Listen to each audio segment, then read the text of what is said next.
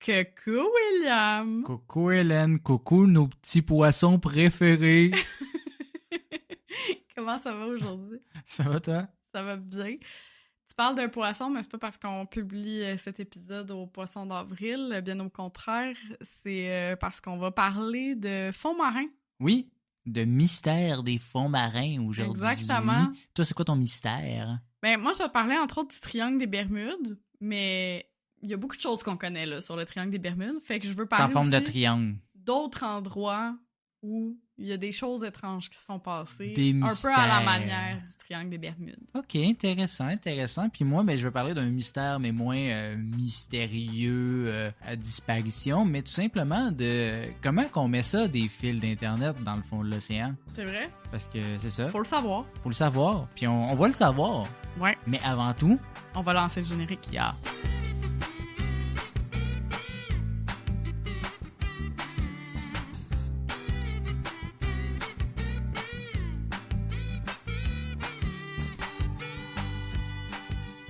Helensky! Williamski!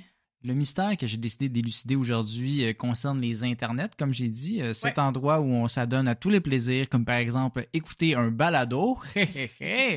Un endroit bien mystérieux. Oui, la question en soi nous a été proposée par un fervent auditeur. Bonjour Louis. Hello! Et va comme suit. Comment est-ce qu'ils font pour poser des fils d'Internet dans le fond de l'océan? Cette question faisait partie des questions sans réponse dans le fond de ma tête pour laquelle j'étais trop paresseux pour aller chercher une réponse. Mais la recevoir de la part de Louis, par contre, ça l'a fait revenir en vie en dedans de moi tel un phénix et le feu sacré du questionnement brûlait vivement en moi. Ben voyons, Charles Beauchesne. Ouais, ça va. Fait que j'ai donc décidé de tasser littéralement un sujet de la saison puis bumper ça en haut de la liste parce que ça me fatiguait trop, je pouvais pas attendre. C'est bien À parfait, ce on aime moment-là. ça. Donc, le message du jour est le suivant. N'hésitez pas à nous écrire avec vos questions, car ça risque de nous tenir réveillés la nuit jusqu'à ce qu'on y réponde pour vous. Yeah. Fait que... Merci de participer à notre insomnie. Oui, c'est ça. Mais bon, les câbles Internet, si vous n'étiez pas encore au courant, l'Internet n'est pas simplement que Wi-Fi et sorcellerie. Hein? À la base, c'est des câbles. Hein? Rappelons aux Gen Z à l'écoute qu'il fut un temps où le Wi-Fi et le LTE n'existaient pas et on se connectait à Internet avec un bon vieux câble téléphonique et une incantation démoniaque sonore. Là, Crème, tu fais-tu les pubs de Bell, là? Parce qu'il Oui. il joue en ce moment sur le spooky d'avoir une relation toxique avec un câble plutôt que la fibre. pis Non, tout, moi pis c'était tout. plus comme le bruit là, de... qui fait un... J'avoue que c'est un bruit qui vient des bas-fonds de Satan, là. C'est ça. Mais ces câbles-là et nos routeurs nous permettent d'accéder et de se connecter à l'Internet, c'est qu'ils se connectent à autre chose, tu sais. Parce que, tu sais, nos câbles Internet chez nous sont connectés à d'autres câbles sur des poteaux électriques qui, eux, sont aussi connectés à d'autres câbles pour une infinité de câbles. Et là, je suis pas encore en train de faire une publicité là, pour... Non, là, c'est Vidéotron. Moi, là. c'est ça, là, ça va pas bien. Cet épisode n'est pas commandité. Non, c'est ça. À notre grand malheur. Mais bon, tout ça pour dire que nos ordinateurs communiquent entre eux comme avec des boîtes de conserve avec une corde version toile d'araignée géante. Hein? Fait que tous ces câbles-là sont reliés avec des serveurs à travers le monde. Mais pour que cette belle communication se fasse à l'international, il faut bien que des câbles traversent l'océan. Mais comment? Ils sont de quelle grosseur? Est-ce qu'ils touchent le fond? Comment est-ce qu'on fait la maintenance? Puis comment est-ce qu'on s'assure qu'un requin ne fasse pas une petite croquille sur le câble? On va répondre à tout ça. Commençons par le commencement. Combien de câbles sous-marins y a-t-il dans le monde selon toi, Hélène? Ah, combien de câbles sous-marins, mon Dieu? Je sais même pas si c'est en termes de... Mettons, on va y aller en centaines. Là. Je vais te donner Ok, un... c'est en centaines Ouais, parce c'est que pas en comme millions. c'est en milliards. Non. En centaines, c'est un piège puis c'est genre des centaines de millions. Non, là, je suis pas terrible de même. En là. centaines, je sais pas, 648. Non, c'est le 495. Il n'y avait aucune chance que tu tombes dessus, mais je vais te Il y poser la avait question. des chances, Ouais, il y avait une chance sur 1000, dans le fond. quand même beaucoup. C'est ça. Puis il y en a des nouveaux qui sont installés à chaque année, fait que le chiffre va évoluer. Fait que là, peut-être qu'on est rendu à 648. Pense pas à ce point-là. Ça dépend, on est quand? Si quelqu'un l'écoute 10 ans dans le futur, bonjour avec vos 648 câbles.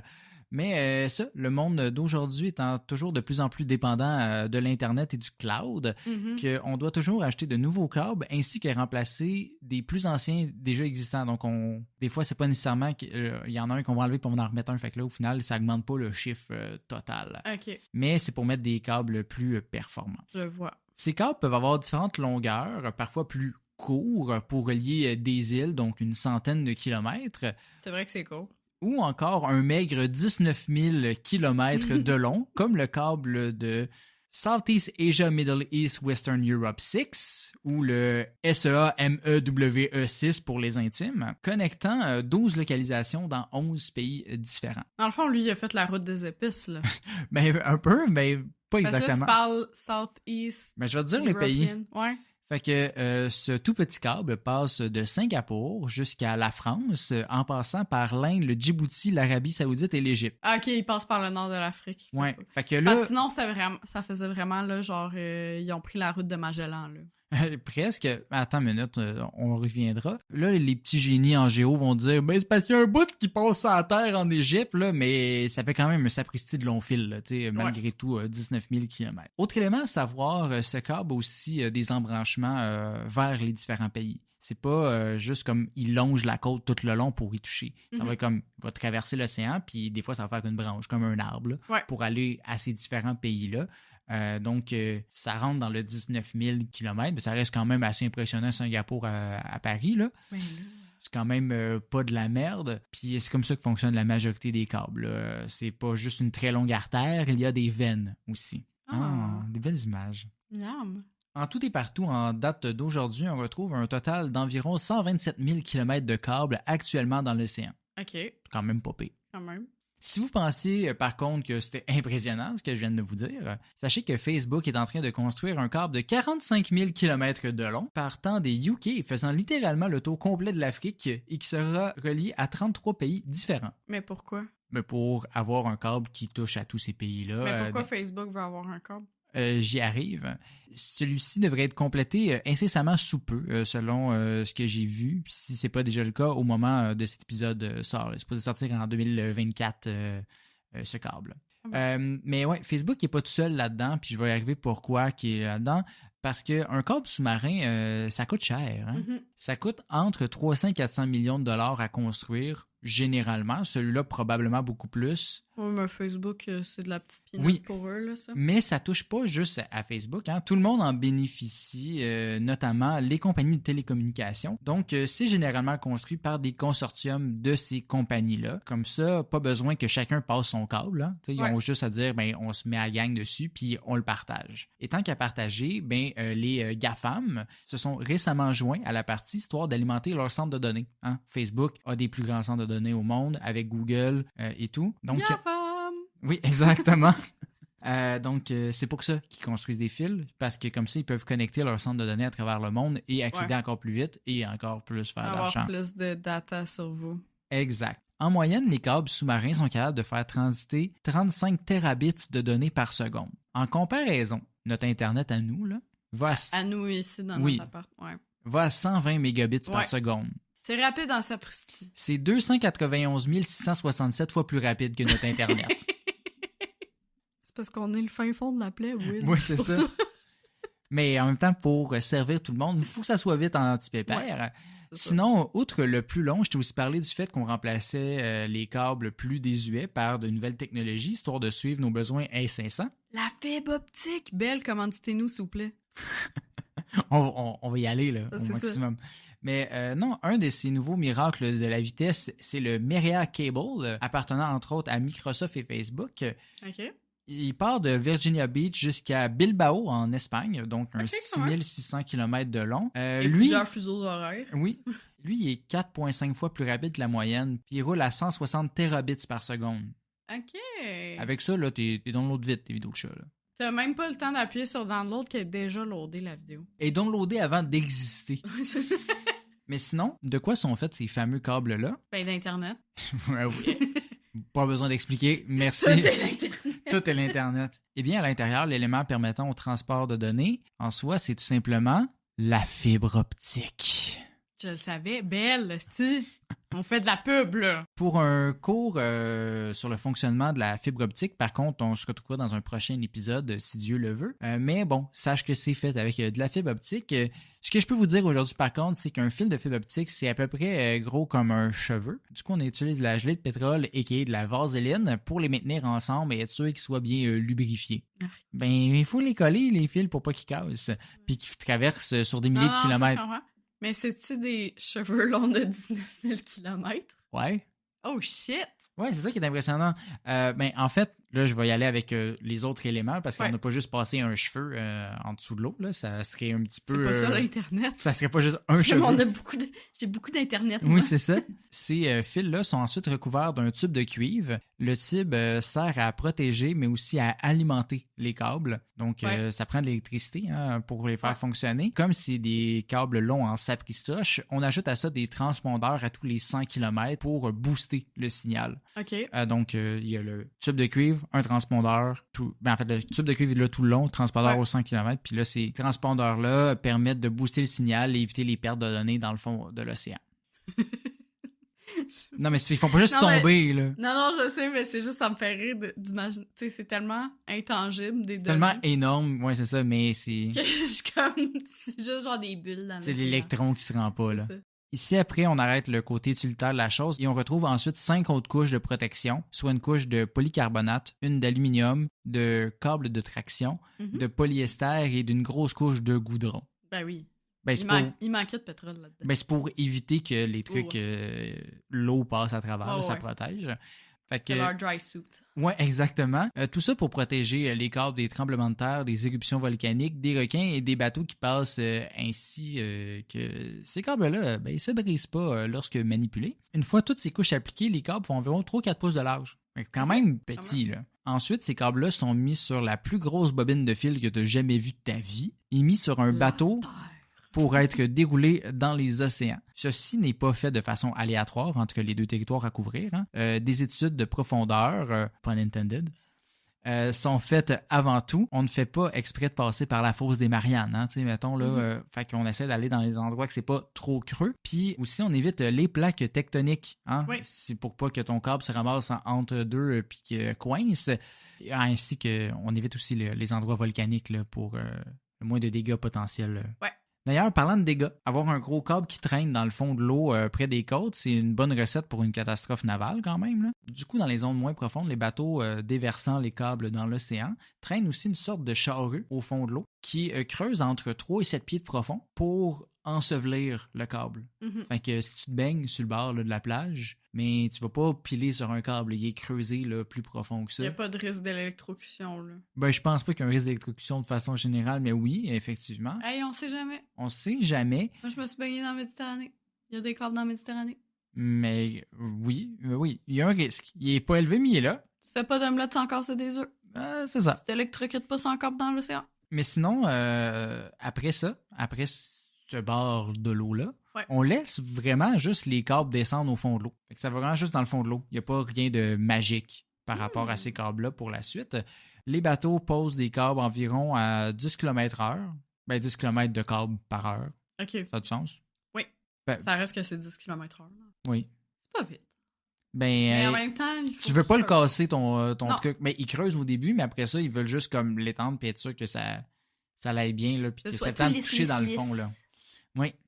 Puis si, mettons, qu'ils sont en train de poser le câble, puis il y a une grosse tempête. Ben, ils meurent. Non, en fait, on coupe le câble, on met une petite bouée au bout, puis on s'en va. Puis on revient le lendemain. C'est comme un verre de terre, là, la tête, elle repousse? Ou... Non, ben après ça, le lendemain, quand tu reviens, tu ressoudes les deux bouts. Tu mets du duct tape. Puis tu leur drops dans le fond de l'océan. Tu continues. Quand même ingénieux, pareil. Quand même ingénieux, mais ça sonne un peu broche à foin aussi. Non, mais ça a l'air broche à foin parce que je le simplifie, mais je veux dire, ils le font, puis s'ils font ça tête, là, tu sais, c'est parce que un moment donné, tu as 19 000 km à faire sans tempête, c'est impossible, puis des fois, la bobine est vide, puis il faut aller chercher un autre bout, fait que tu mets ta bouée, puis tu t'en vas. Donc voilà, c'est ça le processus d'installation, mais ce serait trop beau s'il n'y avait pas de problème à partir de ce moment-là. Hein. Des fois, il faut aussi les réparer, ces maudits fils-là. Selon ce que j'ai vu, il y aurait environ 2 réparations de câbles à faire à quelque part dans le monde chaque semaine, pour un total d'environ une centaine de bris par année. Quand même. Fait qu'il y a quelqu'un que c'est sa job à temps plein, là, d'aller réparer des câbles dans l'océan. Ah, il y a des jobs pour tout, hein? C'est ça. Ces bris-là seraient causés à 38% par des bateaux de pêche et 25% à cause des ancres de bateaux. OK. Parce qu'ils ont beau les avoir enterrés, des fois ça peut cogner ou se ressortir ou peu importe. Fait qu'il y a une chance qu'il y ait des précautions qui sont prises pour ça pareil, hein, parce que ça reste la majorité des cas. Après ça, 6% sont des failures directs du câble, donc il a juste décidé de briser pour une raison. et 31% qui sont un mystère. Parce que c'est pas dit, ça doit être différents aléas de la vie. Mais quand ils brisent, concrètement, ça fait quoi, genre? Il n'y a plus d'Internet qui passe à travers. Là. Okay, Comme, où l'étanchéité n'est pas bonne, fait qu'on a un risque. On doit utiliser d'autres câbles à ce moment-là, tant qu'ils seront réparés. Je peux confirmer par contre qu'il y a une vidéo d'un requin qui mord un câble sous-marin. L'histoire dit pas si ça a vraiment été endommagé, s'il a fallu faire une réparation, mais c'est quand même funny à regarder. Fait que vous pouvez aller voir sur YouTube. Il a avalé tous vos mots de passe. Non, il y a de la misère à le mordre là, quand même. Ouais. Une façon incroyable de réparer ces câbles-là dans des endroits moyennement profonds, c'est d'envoyer un plongeur avec une sorte de boîte que le plongeur va refermer sur le câble. OK. Une fois fermée, celle-ci va se sceller puis ressortir l'eau à l'intérieur. Puis le plongeur va pouvoir ensuite prendre des gants de rubber, là, un peu comme les expériences au cégep. Là. Ouais. Tu sais, là, des trucs en vitre, là, puis tu mets tes gants puis tu peux aller faire des expériences. Là. Ben, c'est comme ça qu'il va réparer. Genre des gants de vaisselle, mais un peu plus épais. Là.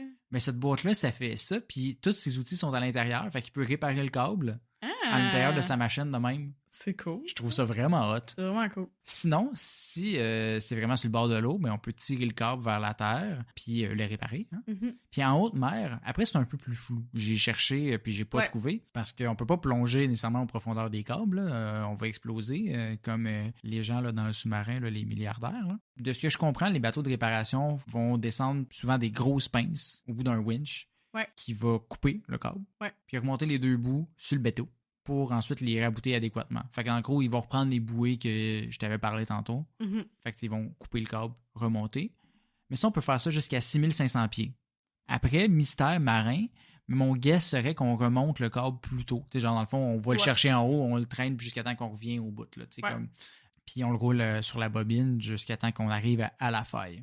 Donc voilà, hein, c'est quand même beaucoup moins de mystère par rapport à ces câbles marins-là. Vraiment intéressant, genre 90% de ce que tu as dit, je m'en doutais pas, je pense. Puis j'aimerais finir avec un autre fun fact par rapport au câble, moins sur le fonctionnement moderne, mais sur l'histoire. On pourrait croire que ce type de câble ont seulement été installés dans les dernières années, mais le premier câble sous-marin a été installé en 1842. Par Napoléon? Non, pas par Napoléon, mais quand même par quelqu'un de connu, parce que c'était pas un câble Internet, mais un câble pour le télégraphe électrique. Donc l'inventeur du télégraphe électrique? Oui. La première personne à faire un câble sous-marin était Samuel Morse, l'inventeur du code Morse. Ben voyons donc, toi. Son câble était recouvert de rubber, de chanvre et de goudron et il fut installé à New York. Ben bravo, Sammy Boy. Ouais, bravo.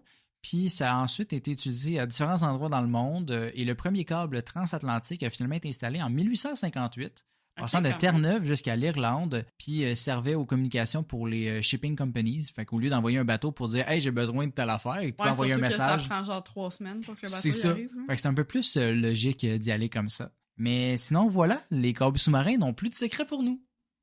Bravo. J'aime ça. Merci beaucoup, Will, pour tous ces apprentissages-là. Ça fait plaisir, je suis là pour toi et le peuple. Le peuple. Will, comme tu l'as dit, ton sujet de cet épisode nous a été demandé par un auditeur et ami, en tout cas on l'espère, Louis. S'il te plaît, sois notre ami, Louis. Si c'est votre premier épisode, ça se peut que vous ne connaissiez pas encore le concept, puis c'est bien correct. Approchez-vous les enfants, ma tante Hélène, elle va vous expliquer ça en 2-3 mots. C'est parce que ça fait 25 minutes, l'épisode est commencé. On explique le concept tout de suite. Au début! En gros, ce qu'on fait, c'est qu'on prend une thématique puis on la couvre sous 2 angles connexes de près ou de loin.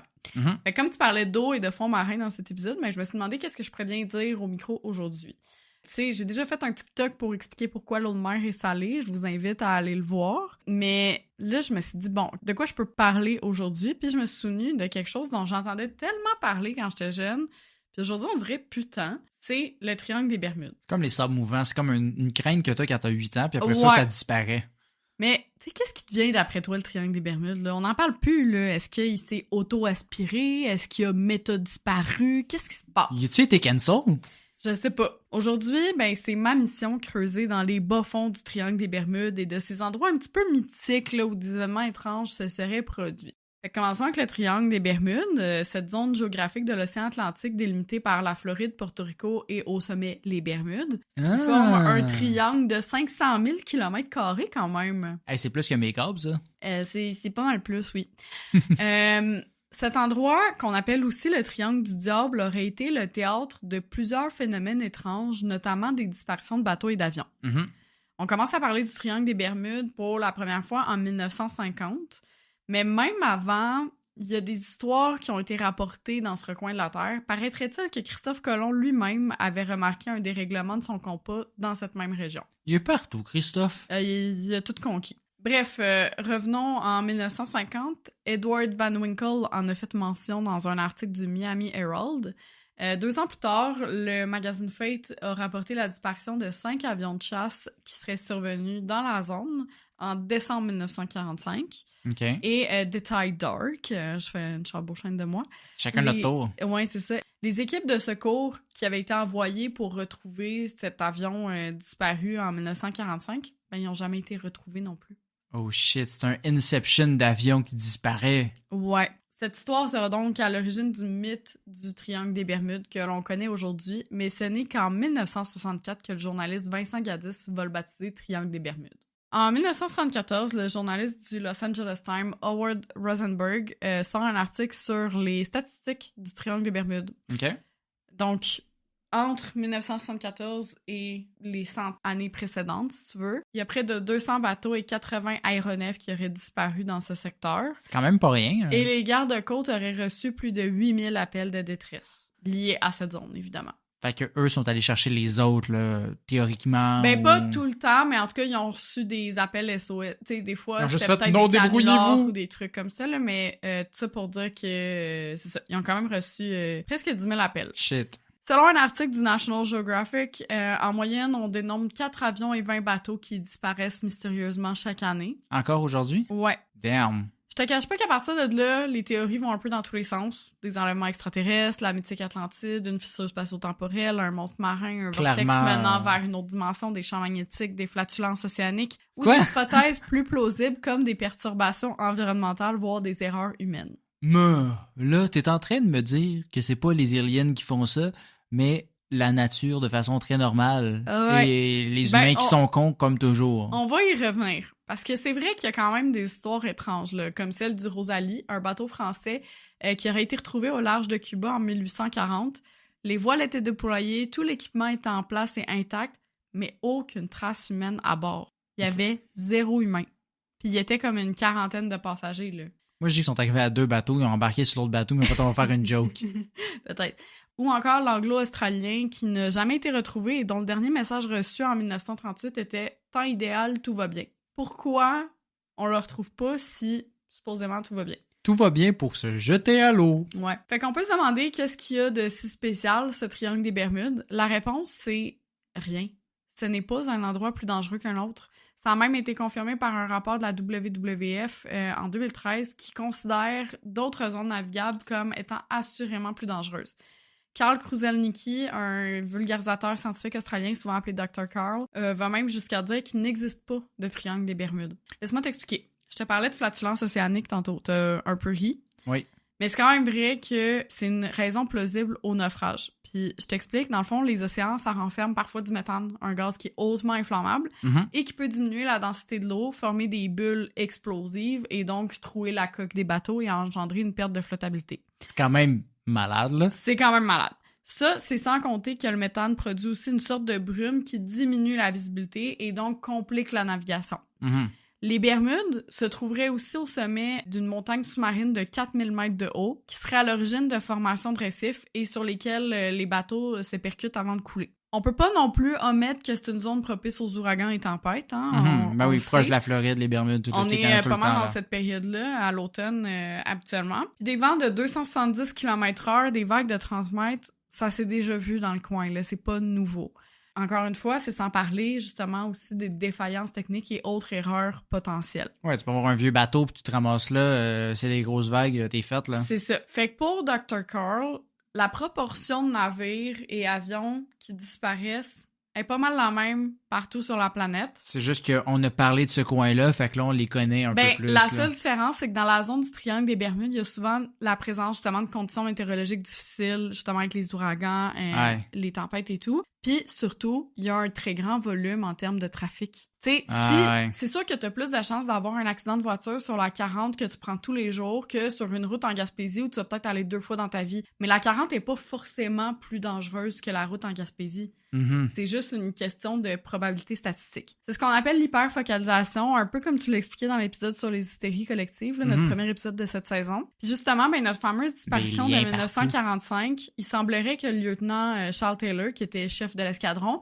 il a pris 1 ou 2 verres de trop la veille du départ et il aurait oublié de vérifier le niveau de carburant. Fait que là, ce serait une erreur, une défaillance technique liée à une erreur humaine. Ouais. Est-ce que c'est vrai? Personne ne peut vraiment le confirmer aujourd'hui, mais il reste que Taylor, il est très mauvais en orientation et il aurait déjà abandonné des avions à 2 reprises parce qu'il s'était perdu. C'est un chef d'escadron. Il est mauvais en orientation. C'est comme la seule compétence qu'il doit avoir. Oui, mais combien de fois dans ta vie t'as pu voir un directeur d'un département être complètement incompétent dans son travail? Ben, clairement, t'en as vu plus que moi, là, vu que tu travailles en ressources humaines, mais... Il y en a beaucoup! Mais tout ça pour dire que c'est pas nécessairement un vortex spatio-temporel ou un monstre marin ou quoi. C'est bien beau tout ça, Will. Je crois que tu commences à me connaître. J'ai envie de te faire découvrir des endroits aussi, sinon plus mystérieux que le triangle des Bermudes. Ce qui est le plus fascinant, c'est que la plupart de ces endroits que le biologiste américain Evan T. Sanderson a baptisé des vortex villiens, ils sont disposés également de chaque côté de l'équateur, c'est-à-dire qu'il y en a autant au nord qu'au sud.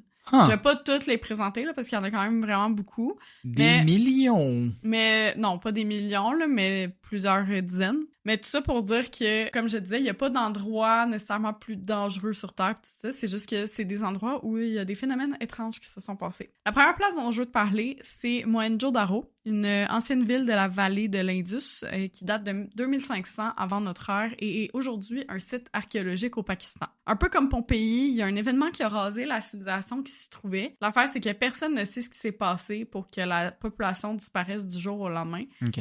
Parce que oui, il semblerait que tous les habitants de la ville soient morts en même temps.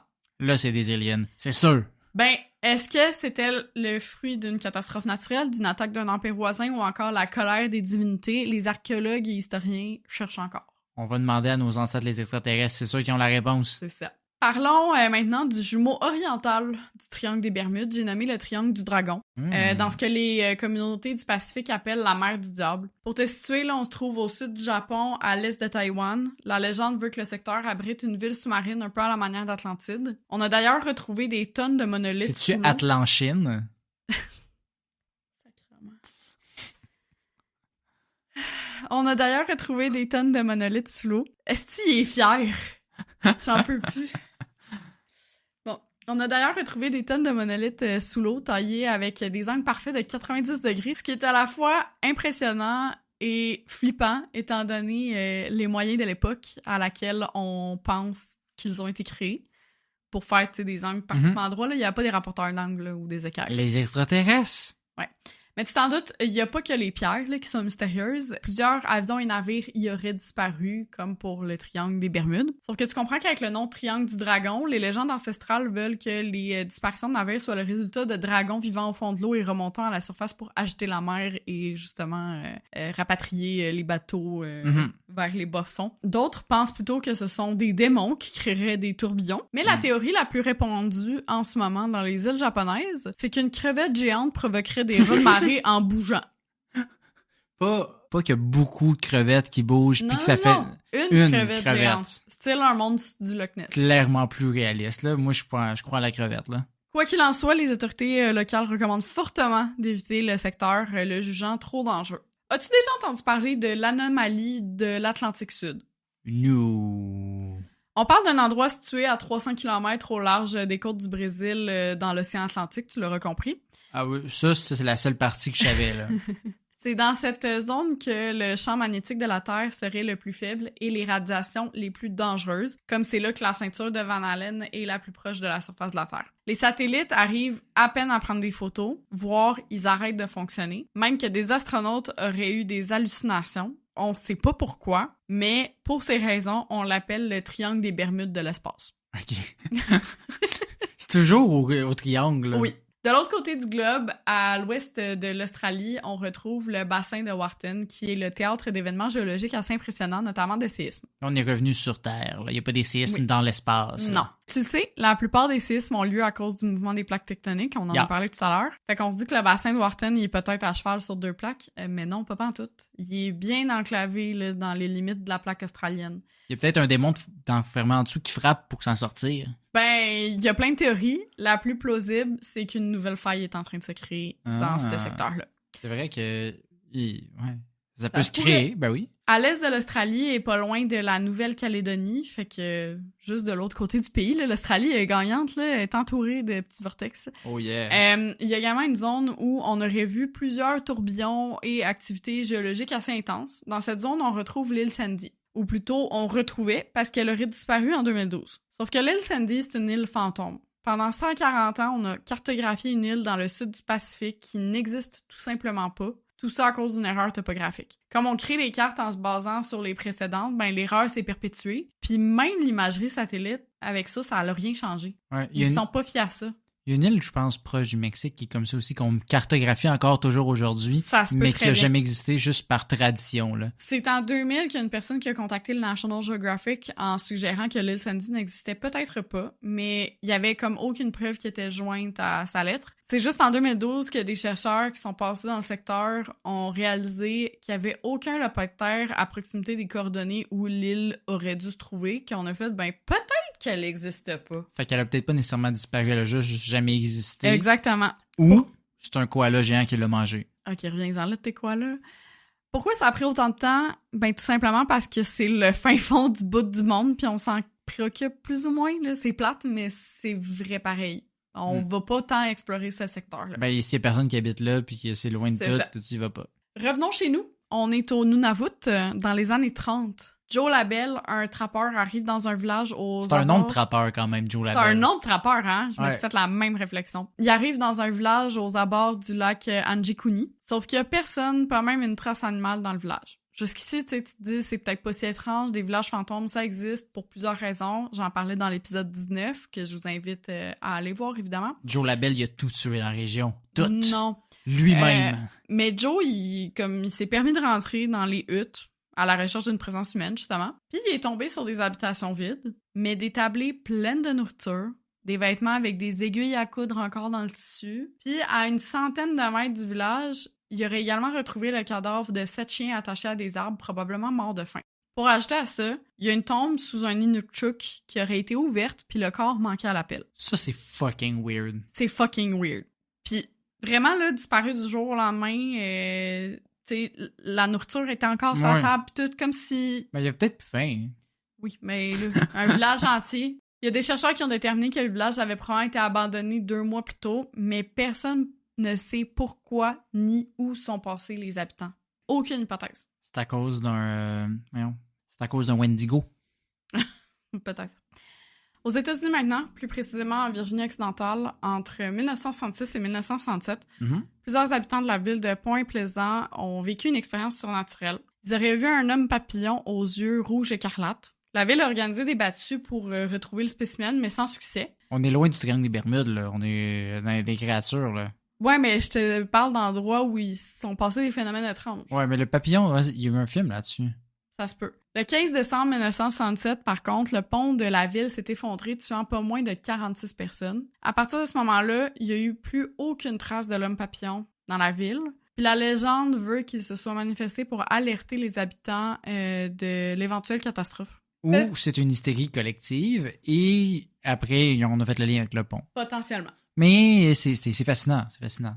Petit trigger warning ici pour nos auditeurs. La portion qui suit va traiter du suicide. Si c'est un sujet qui vous touche, on vous invite à avancer l'épisode de 2-3 minutes. Également, des ressources sont disponibles pour vous aider, notamment la ligne téléphonique 1-866-APPEL. Est-ce que tu connais Aokigahara? Non. C'est le nom donné à une forêt du Japon et apparemment oui. que cette zone de 35 km² située au pied du mont Fuji est maudite. On l'appelle aussi la forêt des suicides. Oui. En fait, la forêt serait hantée, mais surtout, elle attire justement un grand nombre de personnes suicidaires pour y mettre fin à leur jour. Rien qu'en 2010, l'endroit a connu le triste record de 200 suicides en 1 an. Les gens qui vont aux abords de la forêt disent ressentir une pesanteur, voire un sentiment d'oppression. Certains ont même rapporté avoir entendu les cris et lamentations des fantômes restés sur terre, prisonniers de la forêt. Rémi Skochimaro, un expert en géographie, urbanisme et civilisation japonaise, explique, et je cite, « Kaokigahara a longtemps été un lieu privilégié pour déposer les personnes âgées en fin de vie, mais aussi des nouveau-nés dans le cadre d'infanticides pratiqués à la fin du 19e siècle dans les campagnes comme moyen de régulation de la population en vue de la modernisation du pays. » Ça a comme évolué tranquillement vers des gens qui ont fait le suicide, comme un Exactement. endroit associé à la mort. Là. Il y a plusieurs panneaux adressés aux personnes dépressives qui sont d'ailleurs disposés là, à travers la forêt, du genre la vie est un cadeau précieux offert par vos parents, s'il vous plaît, pensez à eux, pensez à votre entourage, à vos amis, ne gardez pas les choses en vous, parlez-en, etc. Mais il faut savoir que les signaux GPS ne fonctionnent pas dans la forêt. C'est un des rares endroits au Japon où ça ne fonctionne pas. On sait pas pourquoi. Puis, il est arrivé que les corps retrouvés soient ceux de randonneurs égarés et non pas d'un geste volontaire. Donc, attention à vous. Puis, c'est ça. On dit que la forêt est maudite à cause de ça. Puis que c'est difficile d'en ressortir vivant. Et pour terminer, as-tu déjà entendu parler de la zone du silence? Ça, c'est-tu la bibliothèque? Non, mais tu sais, j'ai dit parler, silence. Ah, wow. Okay. Tu jugeais mon jeu de mots tantôt. Oui. J'ai le droit. T'as le droit de juger le mien aussi. L'endroit est situé dans le nord du Mexique, plus précisément à la jonction entre les États du Chihuahua et du Durango. Et il s'y passe quand même beaucoup de choses étranges. D'abord, au niveau biologique, toute forme de vie, plantes, animaux, humains, serait vraiment plus gros et grand qu'ailleurs. Okay. Surtout au Mexique, les gens sont plus petits habituellement. Puis même, il y a des gens qui disent avoir vu des animaux, des plantes mutantes, là. Au niveau géologique, cette zone aurait connu un nombre anormalement élevé d'écrasements de météorites. OK. Comparé à d'autres les trucs sont gros, puis les trucs tombent là-dessus. Ouais. Puis évidemment, comme toute bonne place mystérieuse, les champs électromagnétiques sont impliqués, faisant en sorte que toute communication radio est impossible pour les touristes, ou les zonerons, comme ils sont appelés dans la région.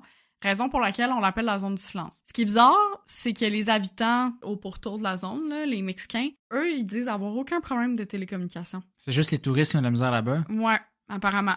Ou les gens qui survolent la zone, mettons, les signaux GPS, tout ça a été rapporté aussi. Ils ont-ils oublié de changer leur carte SIM? Qu'est-ce qui se passe? Je sais pas. De même, le 11 juillet 1970, les forces aériennes des États-Unis ont lancé un missile destiné à atterrir au Nouveau-Mexique. OK. Ça fait qu'un peu plus au nord. Sauf qu'en plein vol, le missile a changé de trajectoire et s'est écrasé dans la zone du silence à plus de 1000 km de sa destination initiale, comme s'il avait été attiré par celle-ci, comme si c'était un aimant. Pour ajouter à l'étrangeté, ça a pris 3 semaines pour retrouver le missile, mais tout ça pourrait peut-être s'expliquer par le fait que la zone du silence et le triangle des Bermudes se trouvent à la même latitude. Tan, tan, tan. Et voilà ce qui met fin à ma partie. J'aime ça, la belle boucle à la fin pis tout, là, ben intéressant. Fait que plein d'affaires pour faire des cauchemars ce soir, c'est parfait. Y a-t-il des zones ou des endroits qui t'ont plus intrigué que d'autres? Là, il y en a trop, mon cerveau est un peu overwhelmed. Ouais, là. Je comprends. Mais vous nous direz ça, nous, en commentaire, s'il y a des zones que vous aimeriez visiter, même. Ouais, il y en a non, mais il y en a que oui. Il y en a que c'est pas mal à vos risques et périls, là, je vous dirais. Là. Ouais. Pas juste à cause de phénomènes surnaturels, là, c'est juste accessiblement parlant. Pas facile. C'est un peu plus compliqué. Mais tout ça pour dire que si vous avez aimé cet épisode-là, on vous invite à nous laisser une bonne note, à en parler aussi à votre entourage. Plus. Oui, à plus. À en parler à votre entourage, à vous abonner sur nos différentes plateformes d'écoute. Là, toutes. On est sur Spotify, Apple Podcasts, Google Podcasts, YouTube. Écoutez-nous sur Spotify et Apple Podcasts en même temps. Ouais, mon Dieu, Inception. C'est ça. Puis sinon, ben, on est présent aussi sur Facebook, Instagram et très présent sur TikTok 2 fois par semaine, les mardis et jeudis. On est tellement hot. Donc, suivez-nous aussi là-dessus pour découvrir d'autres informations qui joignent le futile à l'agréable. Ça faisait longtemps qu'on avait sorti notre petit tagline. Yeah. Puis sinon, ben, on se retrouve dans 2 semaines. Bye bye.